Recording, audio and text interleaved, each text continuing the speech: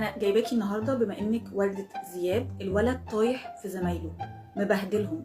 انا حقيقي مش عارفه هو جايب الاتيتيود ده من مين، بس لازم يكون في كنترول، لازم يبقى في رقابه عليه في البيت. حقيقي الولد صعب جدا مع زمايله وبيقعد يضربهم وبيبهدلهم، حاجه يعني بجد خارج عن السيطره بكل المقاييس. انت عارفه ده نتيجه اختياري، والله فعلا اختياراتي دمرت حياتي. ابوه نسخه طبق الاصل من ابوه، بس اقول لك انت كويس انك انت قلتي لي انا هيبقى في كنترول من هنا ورايح. انا هربيه هو وابوه من اول وجديد. والله انت الولد ماله؟ ابني انا لا، انا ابني ما بيضربش حد طبعا. ازاي؟ اكيد في غلطه. زياد حبيبي ده متربي احسن تربيه، بيضرب الولاد ازاي؟ ده تربيتي ده انا كل حاجه ماشيه بنظام في البيت. الولد طايح كده في زمايله ازاي؟ لا اكيد انت غلطانه، ده ابني عمره ما يعمل كده. كده يا واد طلع لامك وابوك